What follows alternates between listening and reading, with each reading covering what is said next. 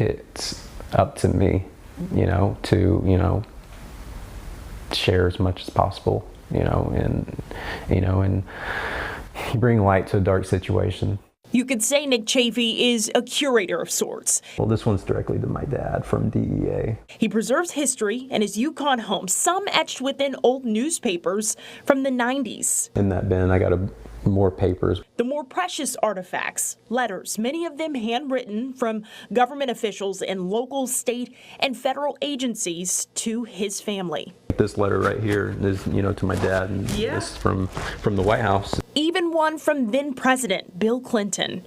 These relics are personal, as Nick is now the conservator of his mother's story. Rona Lynn Kaner Chafee was tapped by the U.S. Drug Enforcement Administration, or DEA, state and local task force after serving as a dispatcher for the Cleveland County Sheriff's Office. My dad was on the scene probably 20 minutes after the bombing, and I can't imagine what that would be like. Going down there and experiencing something that I don't think any of us will ever experience. His mom, one of 168 people killed in the blast. I'm only 34, so when this happened, I was 4. I don't have any memories of my mom. An unimaginable loss so young. This is my favorite picture. My mom was funny. That's one thing I've been able to get. Nick's family, in a way, were the keepers of his mom's history.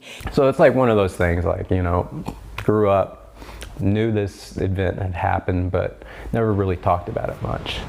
His moment to actually reflect on what happened that day would come later, when he decided to go to the OKC National Memorial and Museum. Just out of the blue and during summer break, and just was like, let's go to the museum.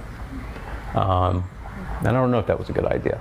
For me, that was the first time I fully grasped that was where my mom's grave was. With time, Nick's family grew and his grief subsided. I'm seeing my family not experiencing a loss, but experiencing a gain, and it's just been new to me because I've never experienced that growing up. He's now a new father to a 10-month-old Brooks and husband of Abby. How would she be with my son? How would she be with my wife? How close would they be? Would they do things together? Those questions driving him to uncover more about his mom's past. I'm always constantly thinking, how am I going to teach him about this? What's his role going to be, in my mom's story growing up? And kind of in those ways, the story's the same, but the way you go about telling it probably is a little bit different. So it's constantly evolving. In the hopes of passing her legacy on to his family's future.